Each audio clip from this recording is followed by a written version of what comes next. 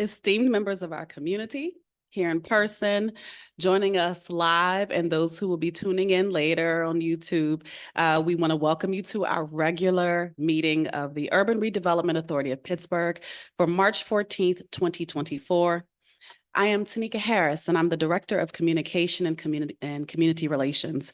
Today, we come together as a community of action, interest, and place, united by our shared commitment to making our community a better place for everyone. Your presence, whether physical or virtual, it is integral to the success of our community initiatives. As we gather here today, I am pleased to announce that we have established a quorum and are ready to commence the meeting. Without further ado, I'll pass the baton to our fearless leader, our chairman, Kyle Chintalapoli. Thank you, Director Harris. As Director Harris noted, we have a quorum with all members present and accounted for. Director Powell, or excuse me, Representative Powell is joining us virtually, and other members are here in person. Our first order of business is approval of the February 8th, 2023 URA regular board meeting minutes. Can I have a motion? So moved. Second. All those in favor? Aye. Aye. Any opposed or abstentions? The motion carries. I do also want to note for the public that the board met in executive session on March 8th for purposes of briefing for today's meeting.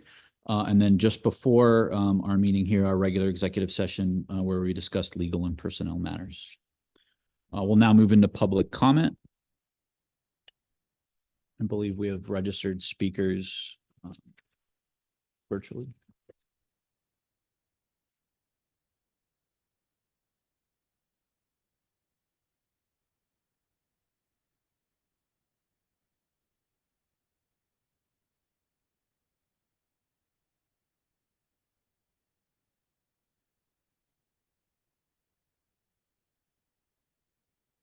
Chairman, I don't believe that we have public comment this month. Oh, okay. Thank you. Seeing no public comment, then we will move right into announcements. Our first announcement is the ARPA property stabilization, and I will turn it over to our executive director, Sushila Nemani-Stenger. Thank you, Chairman. I'll be presenting this with Leah Matthews, one of our senior project managers. No action is required on this because of the small amounts of these individual contracts, and the threshold for the board will not be met. But this is an important announcement for us. About a year ago, I recommended shifting $3.5 million in ARPA funding from the land bank to the similar use of blight remediation. As I indicated last year, the URA owns approximately 1,300 parcels, which contain 85 structures. The deferred maintenance on all parcels total $15.9 million. This is a 30-year accumulation of deferred maintenance. Using this $3.5 million in ARPA funding provided by the city, thank you to the city, we are stabilizing dilapidated properties and eliminating blight on our properties. This is a phase 1 focus, and Leah will get into more on the 14 structures in the DHS identified high and extreme need neighborhoods where we'll be working. Leah will talk more about our prioritization process, but I think it's important to note that this effort is under the framework of violence reduction through blight remediation for the URA. We are seeking to stabilize and activate publicly owned vacant properties citywide that pose a danger to the communities that they are in due to their conditions. Through this initiative, the URA will become a better steward of publicly owned land and help to create safer neighborhoods. To select the properties for stabilization, the URA created a map of publicly owned vacant properties citywide and overlaid the DHS map along with Pittsburgh Public Schools. Properties were then prioritized based on their location in extreme and high need areas, and then by their proximity to schools. And the map will come up pretty soon. With city ARPA assistance, Leah Matthews will outline the important steps that URA staff have taken along with our QC&I staff.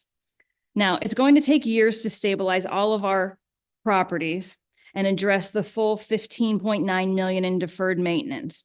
As you know, most funding for projects require an end user, and funding is typically restricted because, you have to have a full project with an end use in mind. So this is phase one.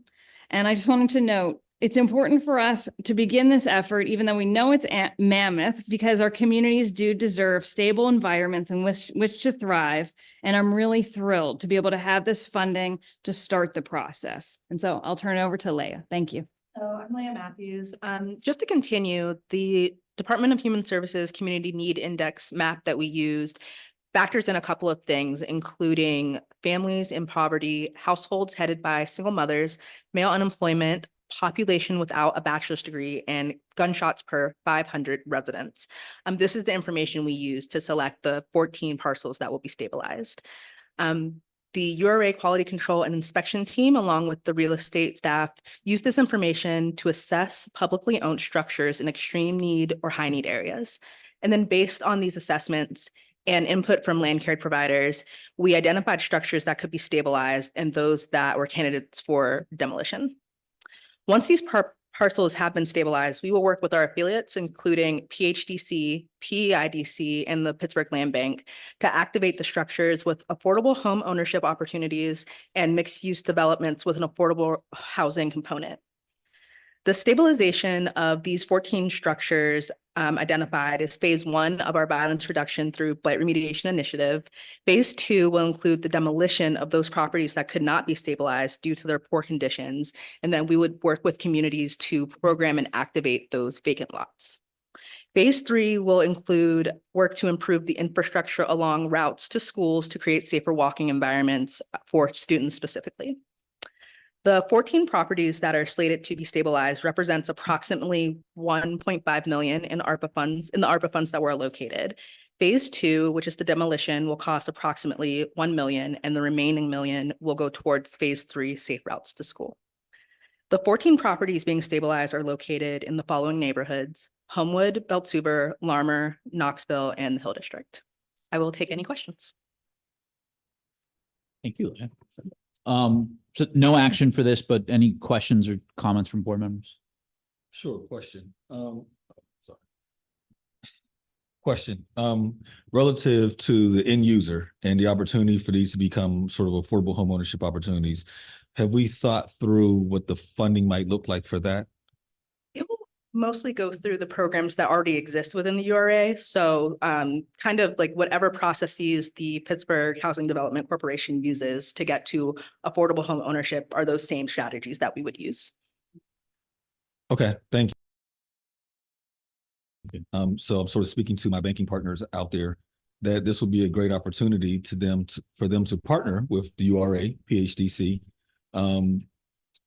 If we're going to do the initial investment, for them to partner with us, create a program whereby we can then have affordable loans for these particular properties, especially even potentially targeting City of Pittsburgh employees as end users. I think long-term that we'll be looking at programming and kind of like what things that we can do to make the process and path to affordable home ownership easier. Thank you. Any other questions?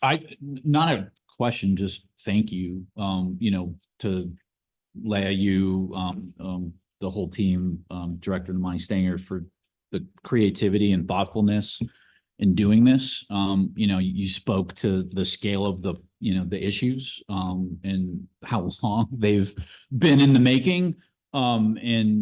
When we think just about the overall scale of the public portfolio, it's I know a problem a lot of us spend a fair amount of time thinking about, and what is encouraging to me in work like this and work that the land bank's leading, or ways that at the city, our finance department and law department are thinking about different approaches, is we're trying a lot of things that I think in previous years for a variety of different reasons, funding and others, we haven't. And it's going to take so many different tools, and ideas, and there's no one right answer here, but to get and be able to not just maintain, but return all of these properties, the thousands of properties, to productive use, we need every option on the table. So thank you for being willing to try something and bring, hopefully, several more options to the table. So well done. Thank you. Thank you. I just want to thank my colleagues because we discuss daily the large scale problems that we need to undertake, and they demonstrate courage every day in that, sometimes we're scared to do something, but we decide to try something anyway. And so I very much appreciate their spirit. Thank you. Thank you both. Our next announcement, Director Harris is coming back to tell us about a City High charter intern. All in the same vein, but to just echo what Director Namani Stanger does, she has challenged all of us to think of creative solutions to problems, existing problems, and to even vision cast and think about future things. And so in alignment with what was just presented, wanting to just share with the board another exciting opportunity that we don't always talk about, but it's our partnership with City Charter High School. And so the URA is one of the considered partners, and it's led by Mrs. Kia Drummond, who is a staff member at City Charter High School, and we are extremely proud of this. And you'll see on the screen, we have Mrs. Majesty Gray. And with this opportunity, we're able to be agents of change and provide support to the younger generation. I used to be a part of an organization, and we coined ourselves as we major in minors. And so what does that look like, majoring in minors? I know it's corny, but it was in the 90s. It was in the 90s, as my 15-year-old says, the 1900s. Yeah, it was in the 1900s. We major in minors. And so making sure that the younger generation, I'll wait until all laughter is done.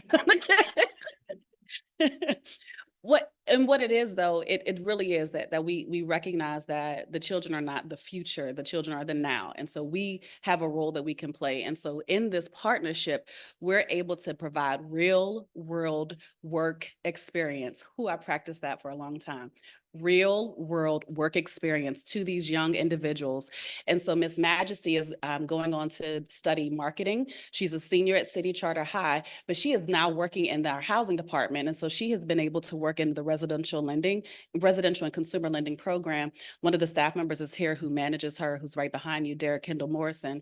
And so we've had some great success within this program, and it's a free program and it's a part of their grade. And so we just wanted to make sure we shared that with you all. We know that you've consistently asked us to share we want to know it all. Yes, all of it. So this is something that we're proud of, and just to show how important it is and how we really put ourselves out there to make sure that we are providing not just financial resources, but also our human resources. So thank you. Any questions, comments from the board? No. Thank you for sharing that, and for the, again, creativity of staff to make those opportunities available. As a former URA intern myself, I can't speak highly enough about the doors that opportunities open. So, Ms. Gray, welcome aboard. We're going to move into the agenda for action. First part will be residential lending and investments. The projects that we'll look at there. And the first of those is Kingdom Rising Holdings African Queens Apartments, and David DiBernardo is joining us. So, David. Thank you. Hello, everybody. My name is David DiBernardo, and I am a lending analyst in the residential lending department of the URA. I am here today seeking authorization to amend Resolution 341 from 2023, which authorized a $410,000 loan to Amani Christian Community Development Corporation, or Amani CDC, to provide a loan increase of $430,000, resulting in a loan not to exceed $840,000 with Kingdom Rising Holdings LLC or a related entity for the construction of African Queens Apartments located at 2159 Center Avenue.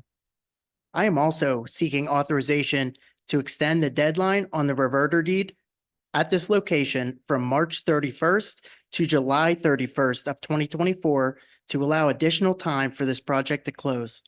The new deadline will correlate with the rental gap program loan commitment expiration. Next slide, please.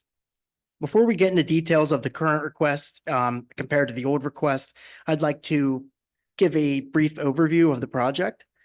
The African Queens Apartments project includes the construction of 2 street-level commercial units, which are intended to be rented out by Catapult Greater Pittsburgh and Amani CDC.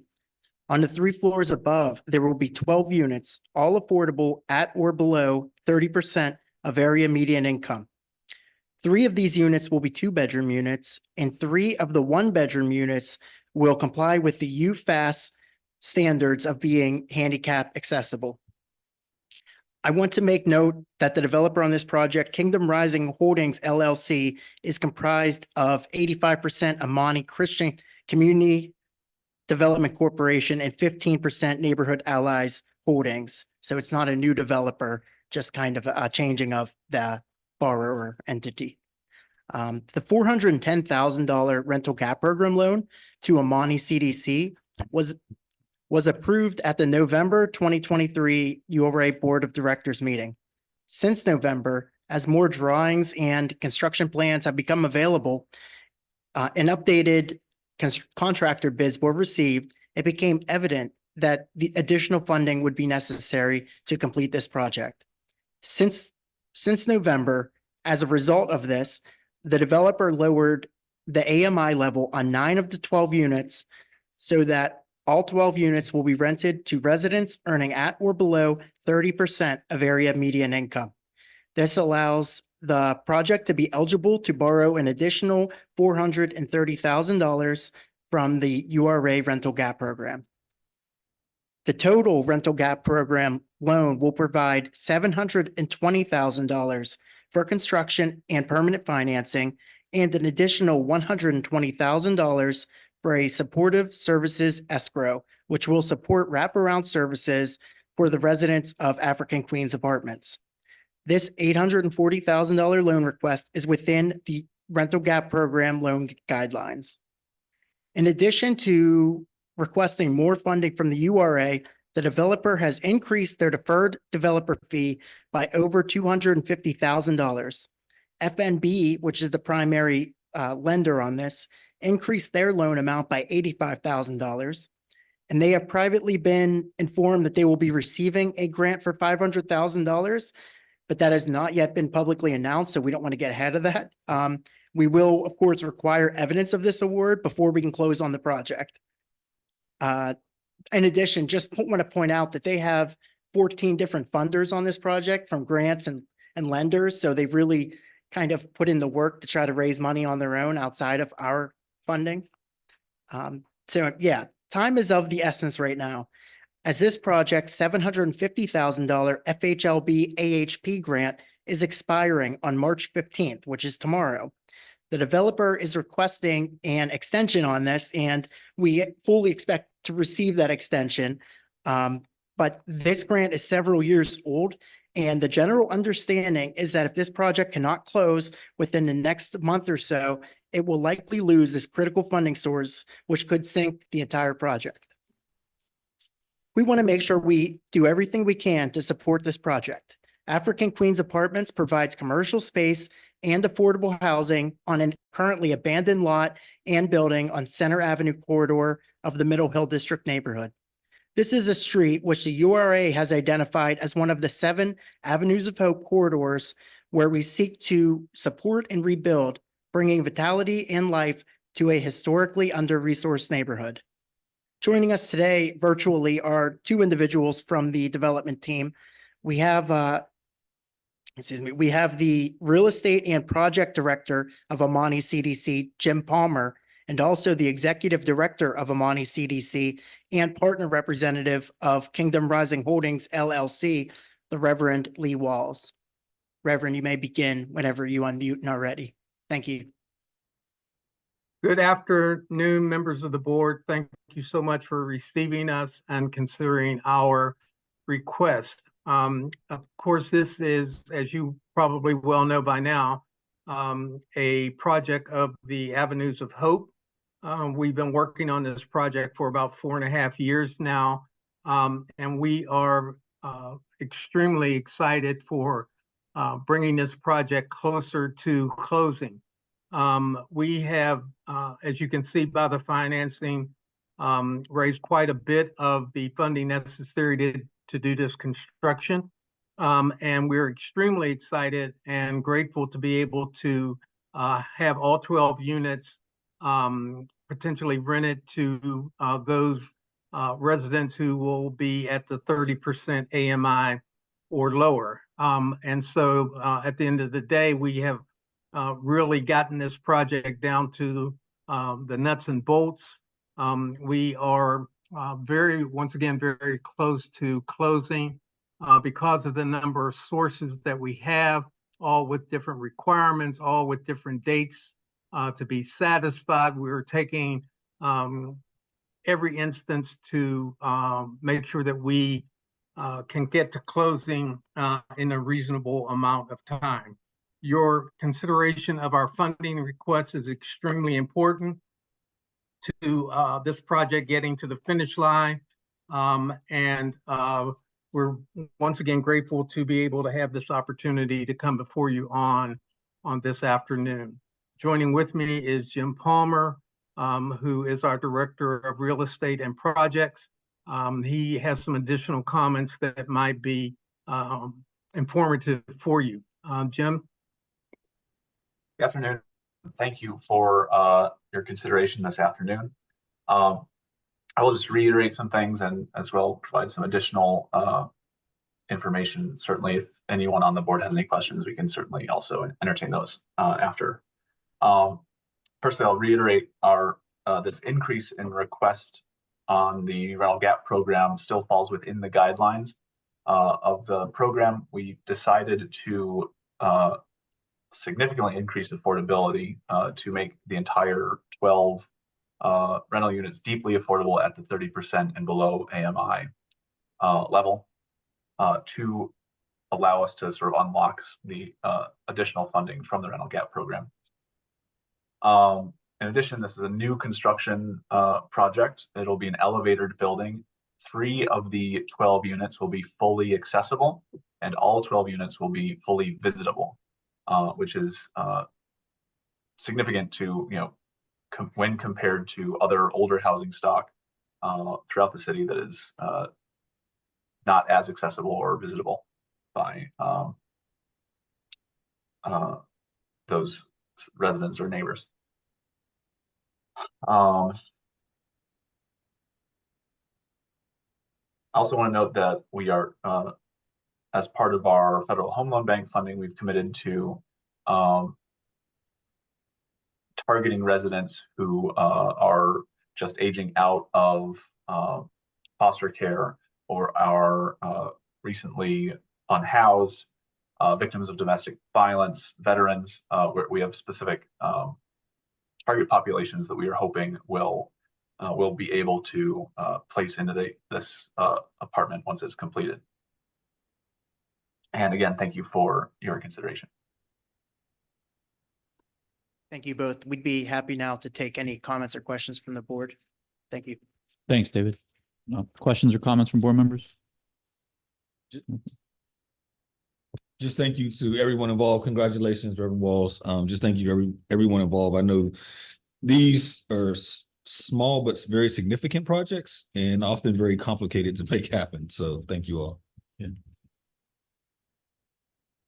I would second everything the council president just said.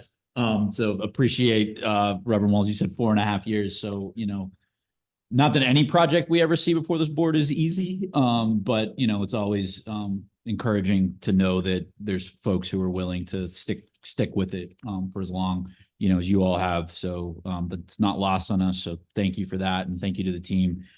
Certainly in response to, the FHLB and needing that extension, responding quickly and being nimble on that, despite, the rap that government gets. I do want to call that out for the way that you were able to, help to get this over the finish line. So if there's no other questions or comments from board members, I'll entertain a motion to approve. So move. All those in favor? Aye. Aye. Any opposed or abstentions? Then the motion carries. Thank you all. Congratulations. One last thing, Kyle, I cannot help, but once again, I've said it before and I'll say it again. The URA staff has really rallied and supported us and has been the energy really to keep us going, both this board and the URA staff. So we are extremely grateful for the partnership. We want to thank you, and we certainly internally recognize the effort that you put forth to make this happen. Thank you, Reverend Walls. You've told me that privately, but I certainly appreciate you saying that publicly. Take care, and thank you again. Thank you. Our next item on the board, landlord fund guidelines amendment. This is not a non-voting item, just a presentation of the guidelines, and Derek Kendall Morris is joining us for this. Good afternoon, everyone. My name is Derek Kendall Morris. I'm the manager of consumer lending within the URA's housing department. Presenting to you some proposed guideline changes to the small landlord fund program in the hopes of making the program more attractive and easier to use by the smaller landlords that we're seeking to serve through that program. So a little bit of background on the program. We opened the small landlord fund in 2021. And since that time, we've only had about 17 applications that have come in through that program, which obviously is not the utilization that we would like to see. So we've been taking, the last few months to, do some research, talk to landlords here in our local community, and also review some research that has been conducted statewide around small landlords and, what are their needs as businesses. And through that research, we have come to the conclusion that, we need to make some changes to the program so that it doesn't provide a financial burden to these mom and pop small landlords who really do struggle daily just to keep their units open and to keep themselves in business. So the proposed amendment that we are offering today would be to change the financial mechanism that the program uses from an amortizing loan to a deferred forgivable loan that is a 10 to 15-year term. So as long as the landlord abides by the restrictions that we put in place with that loan over that 10 to 15-year period, they would not actually have to make any monthly payments back to the URA. And at the end of that loan term, if they've complied with our restrictions through that time period, the loan would be forgiven. The restrictions are that they would be agreeing to rent out their units to tenants that are at 80% of AMI or below for the term of that loan. So the program, we can provide up to $20,000 per unit with a maximum project loan amount of $100,000 per landlord. So we really do hope that this will expand the utilization of the program and really help some of those small landlords out there who really are struggling be able to continue to operate and also to open up some additional units in the city for those lower income tenants who are really struggling to find units that are available to them. So that's the idea here, but I'm happy to answer any questions or take any comments from the board at this time. Sure. Thanks, Derek. Any questions or comments from board members? Is there an outreach plan? Is that in partnership with the housing authority, or how to reach landlords, let them know of the changes? Great question. Thank you. Yes, we are working with the housing authority to do some outreach and connect with all the landlords that they currently work with.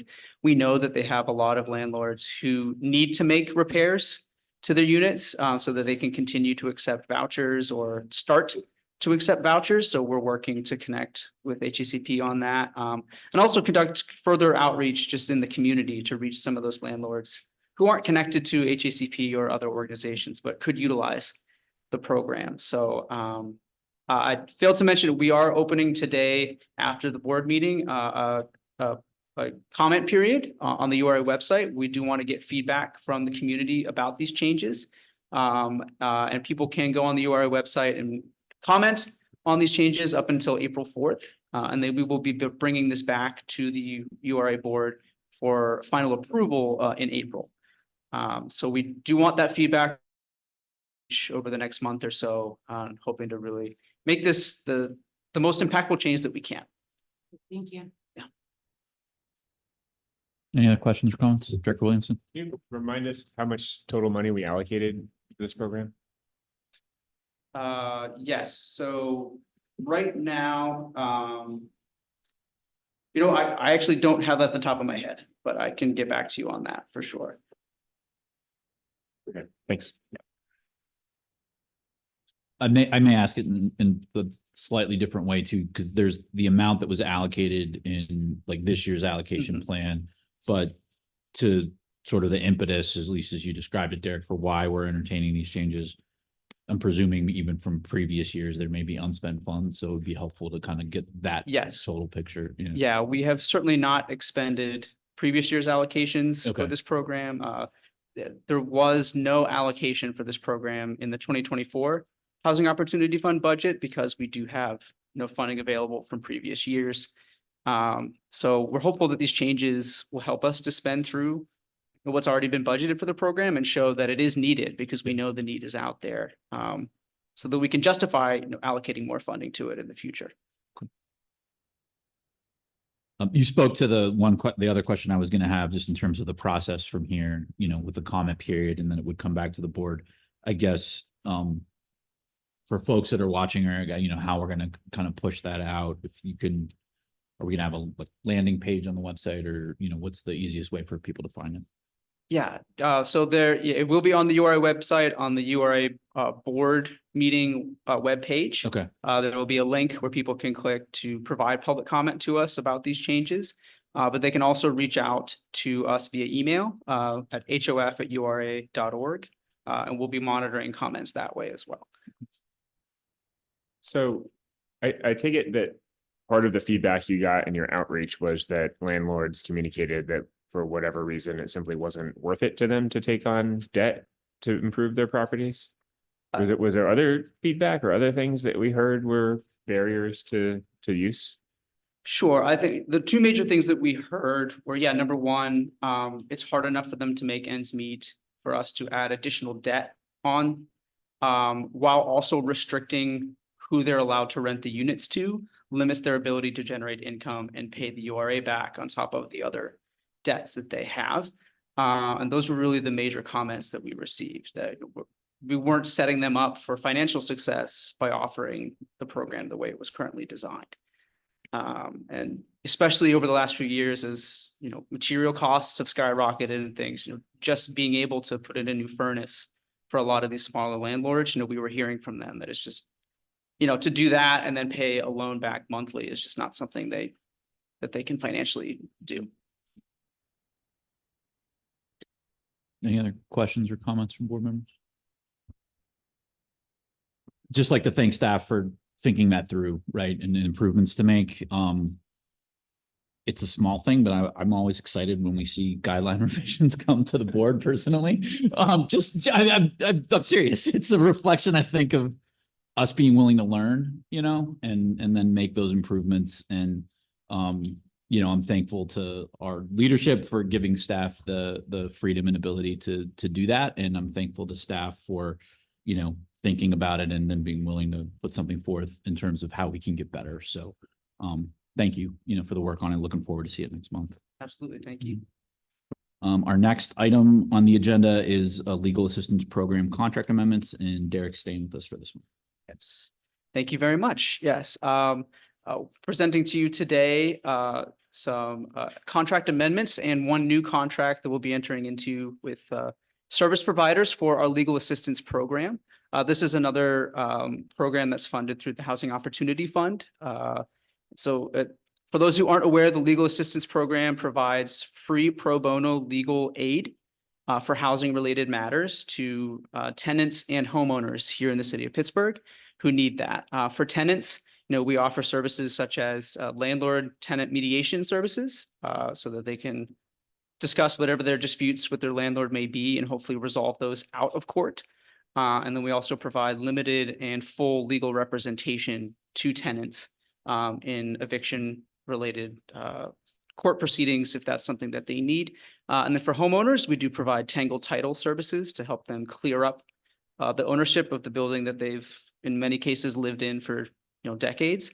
And then we also have a foreclosure prevention service to help them avoid foreclosure and avoid losing that generational asset that they currently have. So this program has seen a huge uptick in utilization over the last year, just as the eviction crisis has changed and escalated.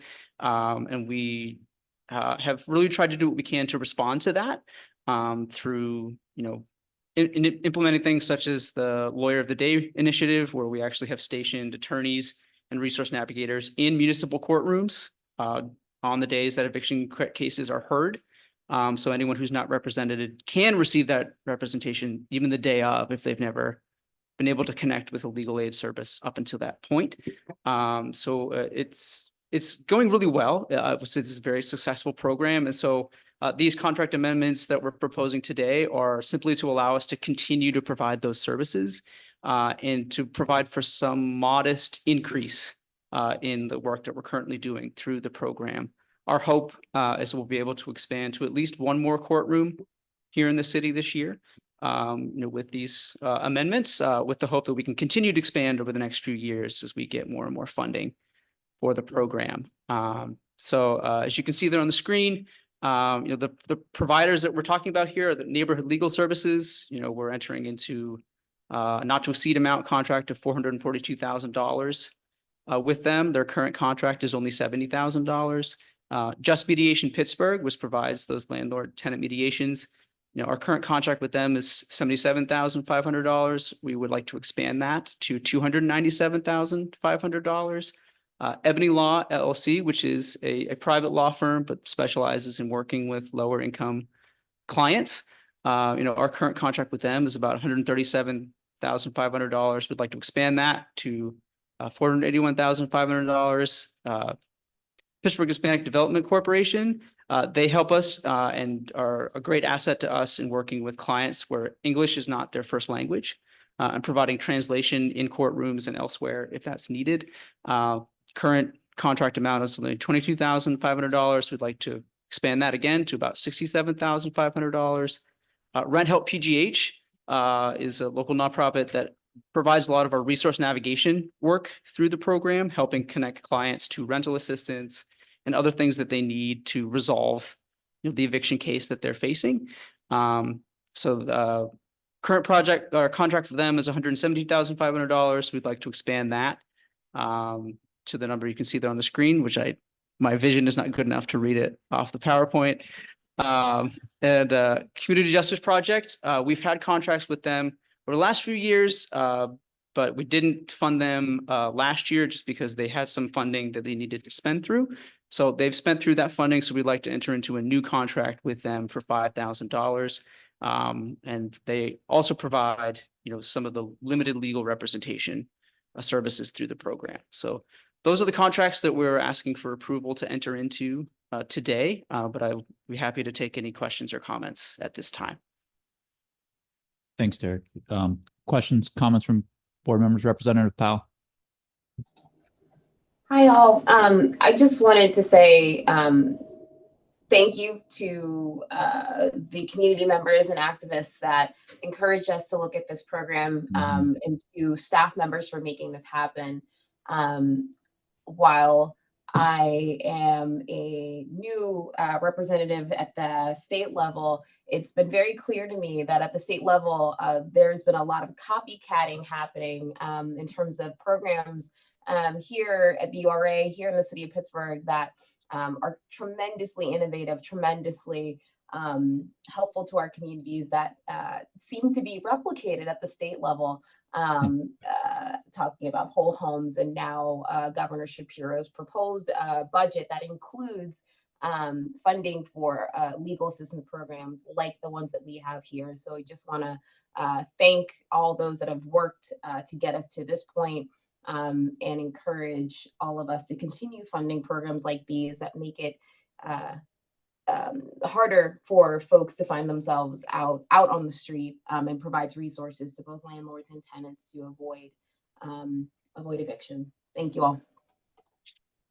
Thank you. Senator or Representative. I just gave you, I just elected you, Sam. Director Williamson, sorry. Yeah, it's a great reminder of the breadth of programming that happens and is supported here at the URA, and the incredible good that continues to be done by the Housing Opportunity Fund year in and year out. My only question, so thanks for highlighting this, but do you have a sense of like how many clients will be supported by this funding over the course of a year? Yeah, we have an estimate, and I would, it could be, upwards of 10,000, just, each client we receive, ended up, the costs per client are not very high. Yeah. In most cases. So, and there just are a ton of eviction cases that we know are coming and we've already dealt with over the last few months. So there are a lot of clients that will be touched by this program in some way over the next year.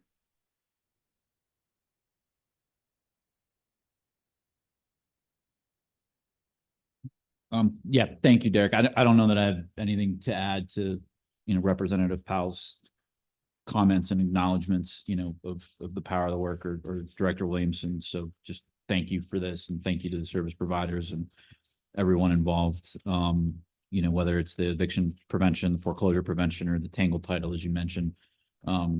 These are longstanding issues that, folks face, and we know just to get assistance or to stay in housing, as well as to be able to stabilize their housing situations when we think about tangled titles. So it's really important work, and it's good to see, this moving forward. So with that, I'll entertain a motion to approve.